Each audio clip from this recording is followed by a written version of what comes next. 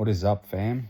Just got home and I have not done something like this in a very, very long time. I would have to say a few years, but I'm not joking. I've been putting this video off, I would say, for over 2 years. And I don't know, I got a feeling inside that I really need to do this and I need to share it because I've always preached that I wanted to share my experiences to help others, given what I've overcome. And I'm not perfect, very far from it, but I do believe I am on this earth to try and help others. So now what I'm about to share with you, it could hurt my reputation, it could hurt my businesses, but to be honest, like I don't give a fuck what people think, and I say that with all due respect because of what I'm about to say. And you're just gonna have to bear with me from what I'm about to share because it will be very hard for me to share it. Like I'm already getting emotional about it because I know how hard it is, but I do believe it needs to be said. Just bear with me when I get through this. But so I'll bring it back to early days of my childhood first.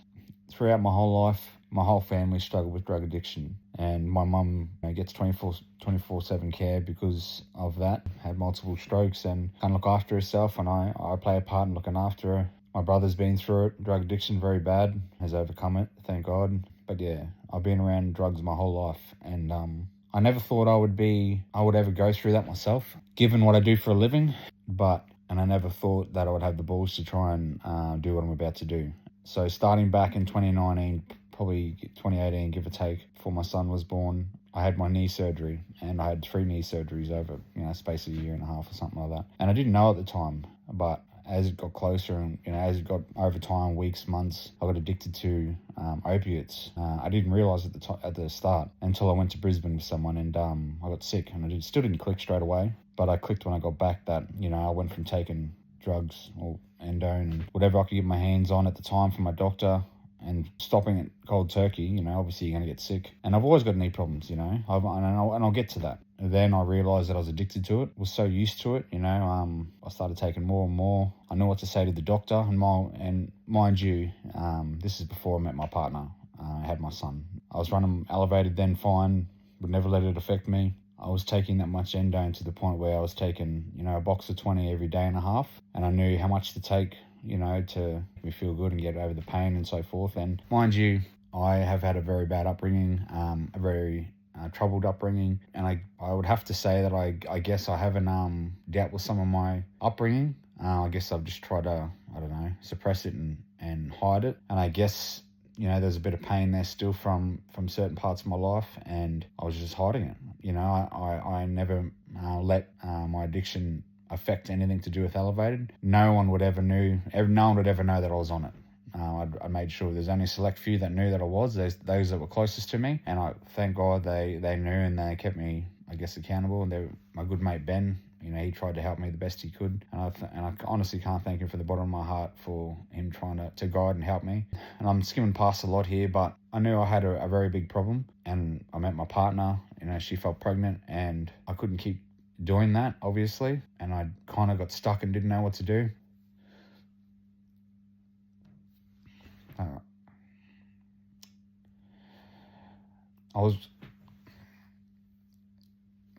I was more embarrassed, I think. I was more embarrassed that I didn't want people to know, and just going through that, I've seen so many guys, football players especially, and I know for a fact they have been through it, or probably still going through it now, and probably don't know they're addicted. But mate, I was very fucking addicted to it. I couldn't go longer than 4 or 5 hours without taking something. And I was very grateful that I had my partner at the time, my partner now still, that supported me through it. I seeked help, went to ATODS, had to go through the whole program, and believe it or not, I'm still with them to this day.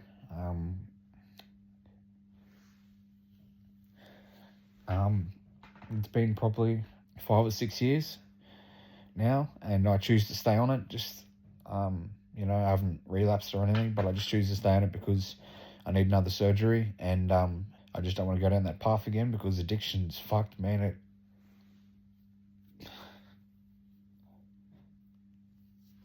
If you're not careful, you can obviously take your life like that, and I should have been smarter, but fuck, it is what it is. I seen my mum go through it, my brother.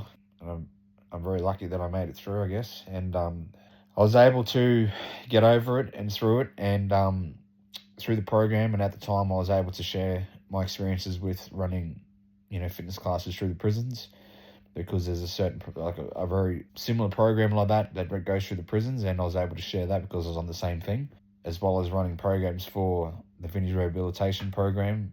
We went to ATODs, we were going to do the same thing, but I was just able to show that what happens when you overcome it, and regardless if I was still in the program or not, I was able to show that, with support and the right people around you, I was able to overcome it. And but as I said before, I'm still on the ATODs program now. That's why you probably see a random Band-Aid on my arm. I used to be very embarrassed about it, to tell people, but it'd be very hypocritical of me to say that I share, the truth and be raw and not tell this side of me. But I was always worried and scared that it would affect my business and my life. But I know I genuinely feel that I had to share it. And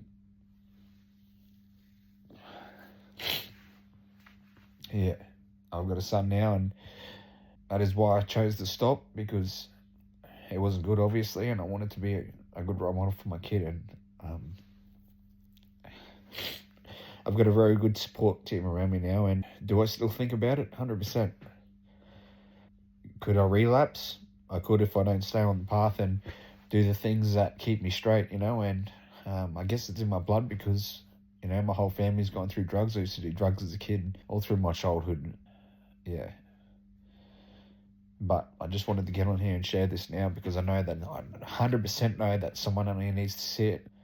I've witnessed, especially a lot of men around my age, probably going through the same thing, and you don't realise how fucking quick you get addicted to opiates and how easy the doctors give it out. Like, it's insane. Like, I knew what to say to the doctor to get whatever I wanted, and if it wasn't from a particular pharmacist that knew that I was coming back every second day to get a box of endone, I would probably still be hooked to it, to be honest. But she made something happen. Obviously, I wasn't that close to her, but it just didn't make sense. And but yeah, guys, if you're going or know anyone that's going through it, there is an ATODs program on there, and this has got nothing to do with it, but I've got private health. I don't need to go to that ATODs. I can go to a private clinic, but I choose to stay there because of the people there. They were lovely. They've always treated me with respect. And, the hardest thing was there's people in that center that know me, that know what I do for a living, and that was the hardest thing to see, and I guess I had to put my ego to the side and just fucking get help, and if you or know anyone else that's gone through the similar thing, reach out. Fuck, everyone goes through struggles in their life, but I'm just someone else that went through that, and fuck, man, it's hard. It was hard. One of the hardest things in my life to go through. When I didn't have the drugs, there was hours and hours I would shake and go through it. I'd be on the fucking couch and not be able to move, and my partner was seeing this, and this is the shit that I put my partner through.